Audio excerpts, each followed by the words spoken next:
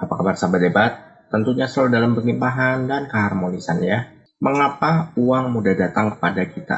Topik kali ini adalah kita membahas mengapa uang mudah datang kepada kita.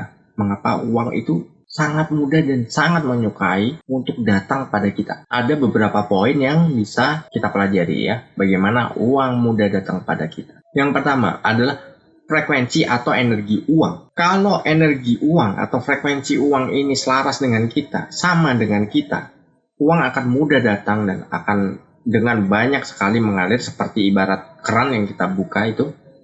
Dia akan mengucur deras dan itu datang dari berbagai sumber dan dari berbagai penjuru. Kenapa seperti itu?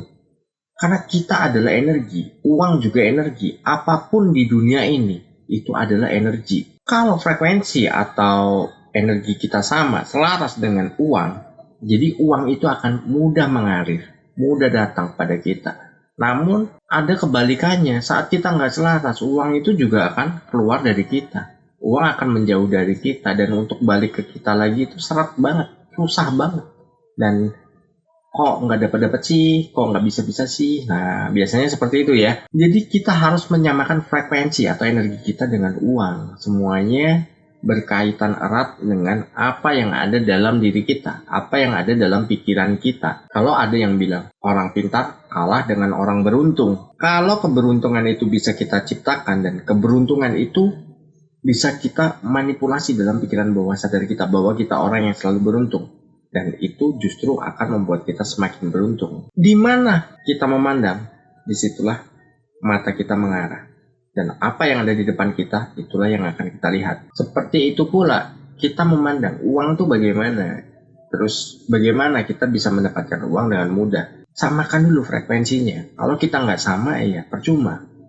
Keberuntungan kita ciptakan, terus kemudahan-kemudahan dalam kita mendapatkan uang dengan mudah untuk datang kepada kita, ya itu kita ciptakan dari pikiran kita, dari sudut pandang kita. Kalau ada bilang bekerja keraslah untuk bisa banyak uang, banyak orang bekerja keras tapi hidupnya begitu-begitu saja, dan masih ada juga yang justru hidupnya malah berat ya, karena itu kembali lagi kita sama nggak dengan frekuensi yang sudah kita bentuk terhadap uang. Lalu yang kedua, sikap kita bagaimana sih kepada uang?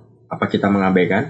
Kita dapat uang untuk hura-hura, dapat uang untuk gaya-gayaan, dapat uang untuk sesuatu yang nggak perlu, dan kita mendahulukan yang namanya keinginan daripada kebutuhan, ya itu sikap kita kepada uang yang menyanyiakan. Karena sebenarnya uang itu akan mengalir ke tempat yang menyenangkan. Kalau kita menjadi seseorang yang menyenangkan bagi uang untuk datang kepada kita, ya disitulah uang akan mengalir dan datang kepada kita, dan itu nilainya tak terbatas, bukan omong kosong dan bukan khayalan yang kayak di film-film itu. Nah, kembali lagi, kita bagaimana sikap kita kepada uang? Kita menghargai atau kita mengabaikan? Kebanyakan orang gini ya, meski nggak semua, itu hak masing-masing juga. Dapat uang hari ini, habis juga hari ini. Dapat uang hari ini, besok harus habis, dan pemikirannya bulan depan masih dapat lagi. Jangan seperti itu. Itu kalau Anda nggak dipecat dari pekerjaan, ya nggak apa-apa. Kalau Anda dipecat dari pekerjaan, Anda akan stres sendiri. Yang ketiga ini adalah cara pandang kita terhadap uang. Gimana cara pandang kita terhadap uang? Kadang kita memandang uang nggak dibawa mati, atau uang adalah sumber dari segala kejahatan. Nah, itu itu salah besar ya.